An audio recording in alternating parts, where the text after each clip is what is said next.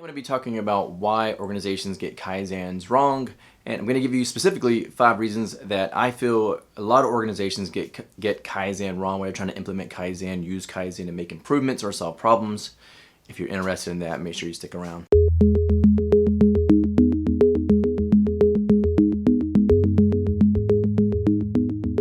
And the first reason organizations get Kaizen wrong is because they focus on the jumps, the big improvements.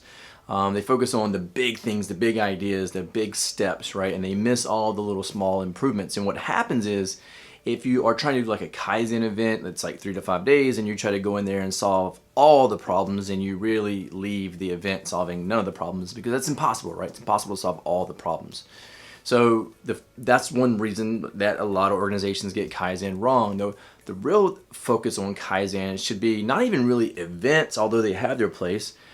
It should be focused on the people, right? The behaviors, trying to get people to understand that the small improvements make the biggest differences. And you want the people who are working at the process every day to make those improvements, to be trained up and understand how to make those improvements. Now, sometimes that comes through events, right? Having them participate on events, lead events, that kind of thing, and so they get the idea. Also comes through training, but the best practice, the best thing they can do is practice that Kaizen, practice those improvements on the job. So companies get it wrong because a lot of times they want to focus on the big picture. They want to stack Kaizen events in 3 to 5 days and just stack it full of tons of problems that they want solved. But unfortunately, that never happens. So we want to make sure we scope those Kaizens properly. Don't focus on too many big things. Make sure we're focusing on the little steps, not just the big ones. And the number 2 reason a lot of organizations get Kaizen wrong is because they neglect the experts, right? The experts. Now, who are the experts? Well, the experts are the folks who are working at the process. Now, this can be transactional. It can be, making widgets in a manufacturing plant. But whoever is working in that process, whoever's processing the paperwork, whoever's working at that area, at the gemba we call it, right? The actual place where work's being created, work's being done, value's being created. Those are the people who are the experts, okay? And we have to make sure they understand the importance of Kaizen. We have to make sure they understand how to make those improvements. They don't need to be big improvements, and we can never neglect the experts. Now, if we are going to run an event, right, we want to make sure that we include those experts in the event. We don't want to just do a Kaizen or launch a Kaizen, facilitate a Kaizen, go up into some sort of a boardroom and do a Kaizen event without bringing in the experts. In fact, why not just take that Kaizen event, move it out to the gemba where the folks are working, right? So you can see the process as it's in action and as the experts are doing the work, right? You can actually watch it and get that sort of investigation going. So don't forget the experts. And the number 3 reason that a lot of organizations get Kaizen wrong is because they forget sustainment, right? Sustainment's a big part of Kaizen. Oftentimes we high five on Fridays, we eat pizza, we have ice cream, whatever it may be, however you celebrate, but then we go back to our daily work and we forget the sustainment portion. So we want to make sure we're able to sustain the results. So always focus the Kaizen on a metric that can be sustained. You want to make sure that you're going in with some sort of a measurable that you're going to improve or some problem you're going to fix, and that you can measure that afterwards and you're tracking that somehow to make sure that the sustainment is there. So don't forget the sustainment. And the number 4 reason a lot of organizations fail at Kaizen is because they don't have a plan. I mean, look, having Kaizen events or implementing Kaizen is just like anything else. We're trying to get people involved, right? We want people thinking in a Kaizen way. We want people thinking that, it's not someone else's responsibility to improve my process. It's my responsibility to improve my process.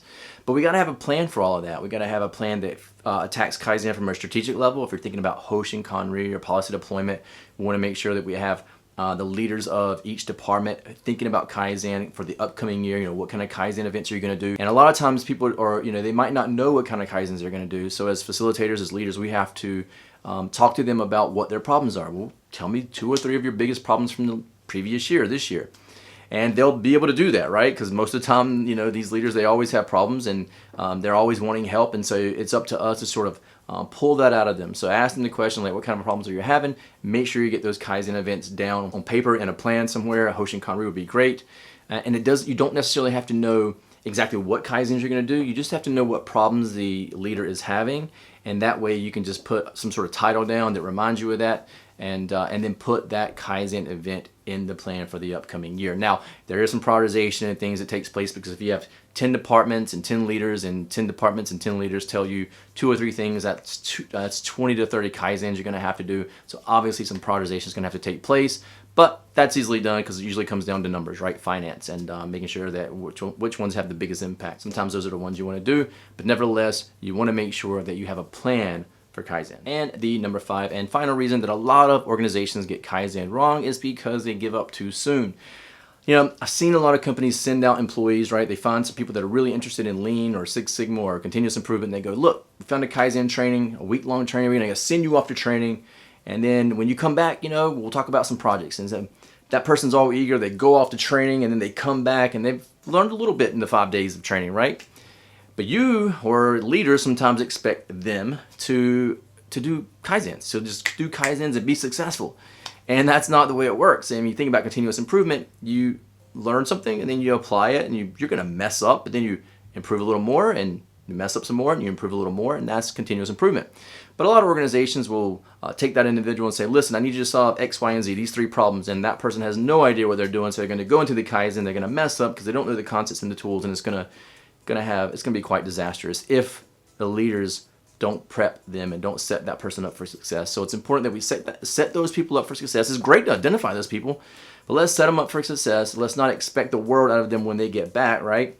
And let's not give up on Kaizen when it doesn't work the first time, right? We got to keep trying, keep implementing, keep pushing and pulling and making sure that our people are moving up, right? Because if we get all of our people thinking the right way, thinking continuous improvement, thinking lean, then the organization is going to benefit as a whole. So it's up to us to make sure that we do that. It's up to you as a leader to make sure you are not overloading the people and the expectations aren't too high right away when you have someone come back from Kaizen training. You want to make sure that you're sort of molding people into that role.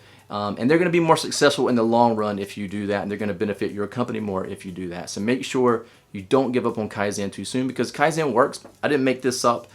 It works. There's books written about Kaizen. There's companies that have successfully implemented Kaizen. I use Kaizen all the time, so don't give up on Kaizen because it works. And listen, those are the 5 reasons that I think a lot of organizations fail at Kaizen. I'm sure there's tons more. Why don't you throw a couple of those down in the comments section below? I'd love to read those, maybe do a video on those at a later date. Otherwise, thank you for watching this video. Give me a thumbs up if you liked it. Likewise, subscribe to this channel if you haven't, and I'll see you all in the next video.